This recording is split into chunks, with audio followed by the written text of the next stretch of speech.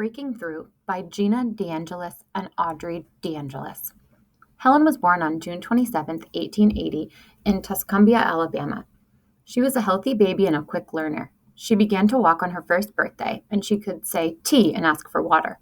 When she was 19 months old, however, she caught a bad fever. When she recovered, she could no longer see or hear. Most young children need to be taught how to understand and express what they think and feel. For Helen, the loss of her hearing and her sight made that almost impossible. The Kellers already had brought Helen to be examined by doctors, who told them that no operation could reverse Helen's deafness and blindness. But in 1886, they were referred to Dr. Alexander Graham Bell, see page 16, who suggested that they contact the Perkins Institution, known today as the Perkins School for the Blind in Boston, Massachusetts. Mr. Keller wrote to Michael Aganos, the school's director, and asked him to recommend a teacher. Aganos suggested Anne Sullivan.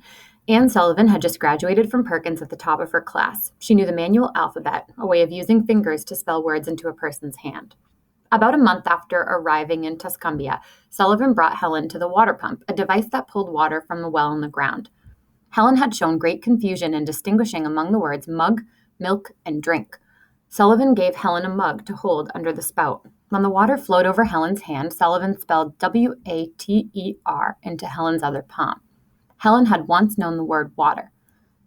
At that moment, Sullivan later wrote, "A new light came into Helen's face. She suddenly understood what Sullivan had been trying to do.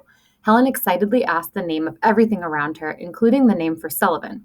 Sullivan spelled T-E-A-C-H-E-R into Helen's hand. By bedtime, Helen had learned more than 30 words. Sullivan also taught Helen to read special books with raised letters. When they ran out of books, Sullivan wrote to Anagos to send more. During that first summer with Sullivan, Helen also learned to read and to write Braille. Helen read everything she could and wrote letters to friends. In 1890, Helen took some lessons with Sarah Fuller at the Horace Mann School for the Deaf and Hard of Hearing in Braille. Is a system of writing for people who are visually disabled that uses patterns of raised dots that are felt with the fingertips. In 1894, Helen and Sullivan went to the Wright Humason School for the Deaf in New York City. Learning to speak was slow, and Helen never felt good at it, but she kept practicing.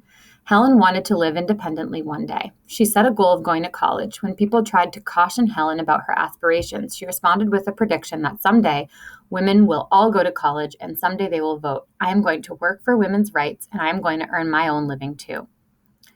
In 1899, Helen passed Radcliffe College's entrance exam. The following year, she became the first student who was deaf and blind to enroll at a U.S. college. Once again, Sullivan was by Helen's side every step of the way. She translated to Helen what the professor said in class. Afterward, Helen would rush back to her room to write down everything she could remember. Most textbooks were not available in Braille, so Sullivan read them to her, spelling by hand 4 or 5 hours a day. Sullivan's vision, which was never very strong, started to fail, but Sullivan knew Helen was counting on her and she would not quit. While Helen was in college, the editor of Ladies' Home Journal, a popular women's magazine, asked her to write about herself. The magazine offered $3,000 for 6 articles. It was a lot of work, but it also was a lot of money, equal to about $80,000 today. Helen accepted, and she and Sullivan hired a secretary, John Albert Macy, to help write the articles. The arrangement gave Sullivan time to rest. In 1903, the articles were republished as a book, The Story of My Life. It was a bestseller that remains in print in more than 50 languages. Everyone wanted to know more about the determined, inspiring young lady. After Helen graduated in 1904, Ladies' Home Journal asked her to write about her plans. I shall devote my life to those who suffer from loss of sight, she wrote. She had already shown that people who were blind could do anything anyone else could do.